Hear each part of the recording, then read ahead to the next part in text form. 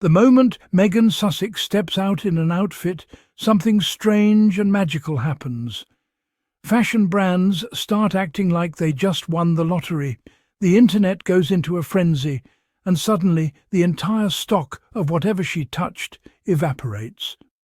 Meanwhile, across the ocean, certain royal PR teams are scrambling like they just lost the remote during a big game. Today's fashion drama is overflowing with shade, receipts, and more comedic chaos than anyone asked for, so get comfortable, because the contrast between real influence and manufactured hype has never been clearer. The Meghan effect is so reliable that at this point it might as well have its own weather forecast. Recently, Meghan attended the Baby Gala, then popped up again at Kris Jenner's birthday celebration wearing a chic outfit that looked effortless and polished. Before you could blink twice, the skirt she wore vanished from stores, completely gone. If you checked online afterward, all you would see is empty shelves and sadness. The rest of the outfit still had pieces left, but that skirt sprinted out of the market like it was fleeing a scandal. And honestly, we have reached a point where Meghan could stroll into a garden centre, wrap herself in a burlap bag, add a smile, and the entire gardening community would be out of stock by sunset. Aquazzura certainly felt the magic. They flooded their Instagram like parents at a school talent show. They zoomed in on her shoes, reposted her look multiple times, added celebratory captions, and acted like the proudest brand on earth. Then came the detail that had the internet eating popcorn. They referred to her as HRH, Duchess of Sussex. Not the labels the UK tabloids tried to attach to her, not the nonsense and the narratives. They honoured her title with their full chest. The haters appeared in the comments hyperventilating, typing in circles and hitting the refresh button, and Aquazzura simply ignored the noise and reposted her again with a smile. While Meghan is out here causing sold-out frenzies without trying, someone else is experiencing a slightly different situation. The British press has been attempting to revive the so-called Kate effect the way people try to revive a dead plant by adding water after 3 months of neglect. It is not working. Years ago, they promoted her as a style icon, but time has shown a very different story. Instead of boosting brands, many of the labels she wore ended up shutting down. The Daily Mail, which typically shields her from criticism, even exposed this pattern by listing several brands that closed after she wore them. Fashion houses were collapsing left and right like dominoes. That article shook her PR team so hard they have probably been sending crisis emails since. So naturally, instead of accepting reality, they tried a new strategy. They tried fiction. Kate attended the Festival of Remembrance wearing a black Alessandra Rich dress. The look was stiff, overly dated, and gave a very specific energy, somewhere between Victorian schoolteacher and strict boarding house supervisor. It was not inspiring, it was not trending, and it did not whisper, "Buy me," to anyone with a shopping cart. But her team desperately needed a win. They fed the media a headline claiming the dress was sold out. Sold out. The internet heard that and said, "Oh, really?" Within minutes, shoppers checked the website and discovered every size, every single one, sitting there untouched. Extra small, waiting. Small, waiting. Medium, waving hello. Large, stretching. Extra large, reclining like a model on vacation. Not only was the dress fully available, it had a sale sticker. A whole 30% off. That dress was not sold out. That dress was lonely. It needed companionship. The moment the public saw the truth, social media turned into a comedy festival.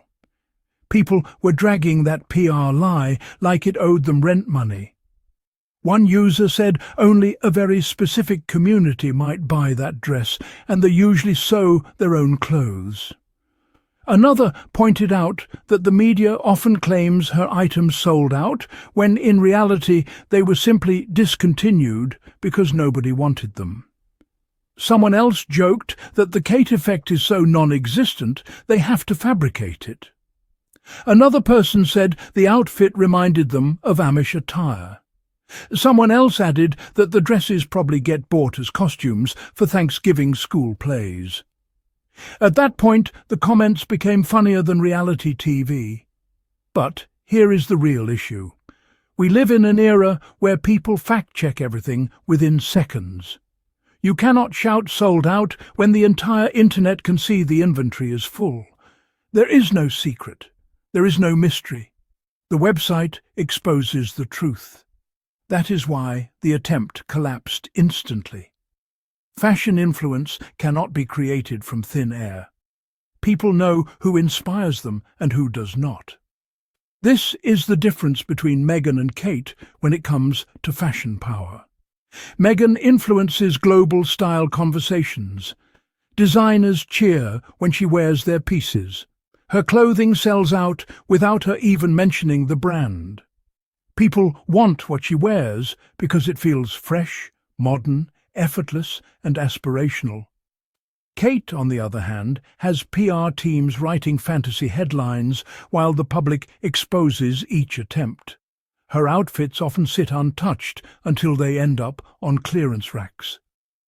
And the part that leaves the haters completely restless is that Meghan does not even try. She does not arrange staged photo shoots. She does not walk down the street pretending to be surprised by photographers who conveniently appear. She does not leak locations for pap strolls.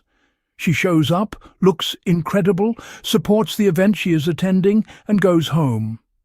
No theatrics, no begging for attention. Her influence is natural and undeniable. Kate's team, meanwhile, is working harder than a malfunctioning computer trying to reboot. They keep inventing a version of her influence that only exists in their imaginations. They insist the Kate effect is alive, while the internet sees clearance tags, quiet sales and struggling brands. You cannot create a phenomenon the public already knows does not exist. So what did today's fashion saga teach us? Meghan wore one outfit at 2 events and triggered fashion mayhem, while designers clapped like joyful seals.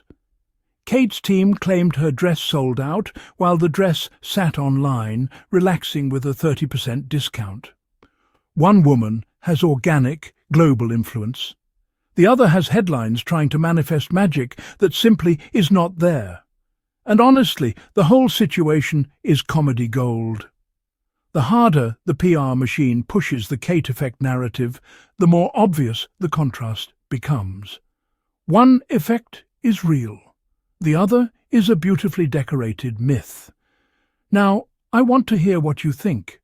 Which part of this entire fashion roller coaster had you cackling? Which part made you roll your eyes? Which moment made you pause your snack and say, "Oh no, they did not"? If you had fun with this breakdown, here is how you can support the channel. Remember to subscribe, drop a comment, and help the channel grow with super thanks. If you want to treat the host, you can also buy me a coffee. Every bit of support helps us continue making content for the amazing Sussex Squad community. Thank you so much for being here, thank you for supporting the platform, and I will see you in the next one.